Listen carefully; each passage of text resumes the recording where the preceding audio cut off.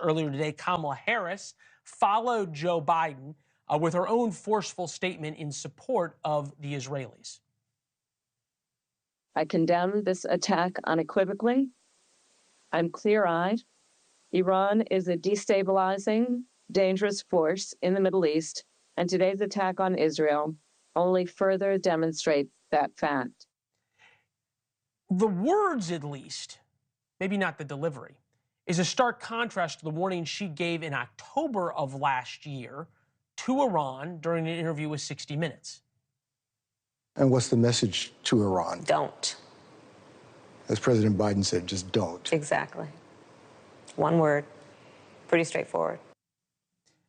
Evidently, the Iranians were not too concerned by that warning or how straightforward it was. Israel and American officials report there was a joint response that intercepted the missiles, some over the Persian Gulf, others over Israel.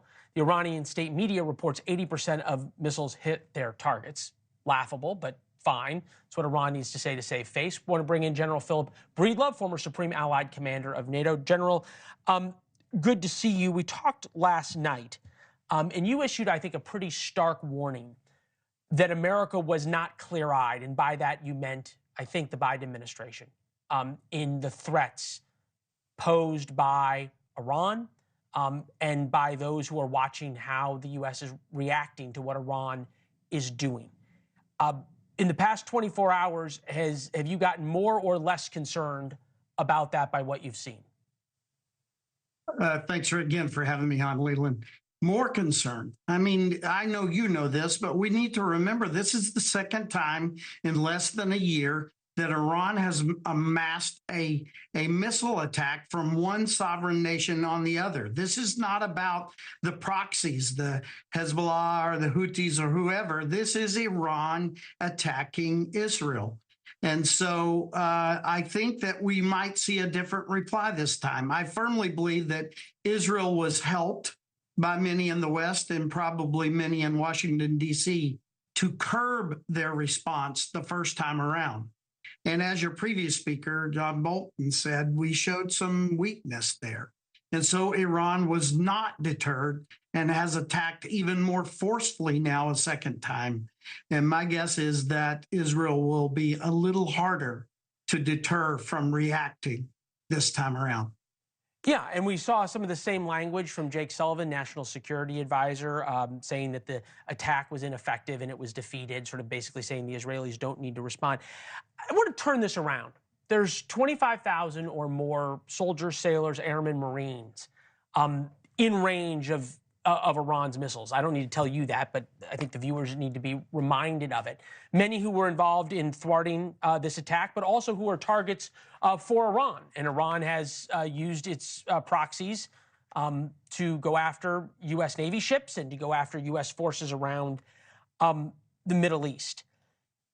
You've had to watch elections with troops who are in combat and with their families who have loved ones in combat. Without getting political, because I know you don't want to, and I respect that, what is the lens, and how is that lens different now that real combat is upon us, that people are going to be watching tonight's debate?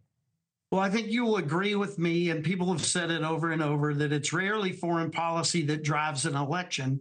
It's normally economy or the border or something like that.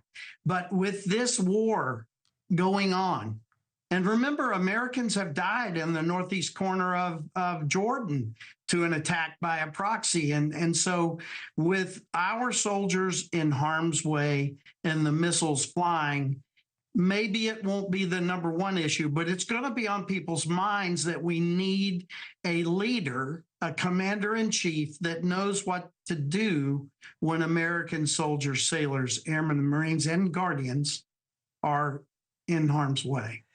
How does this change? Thanks for watching. Go to joinnn.com to find NewsNation on your television provider.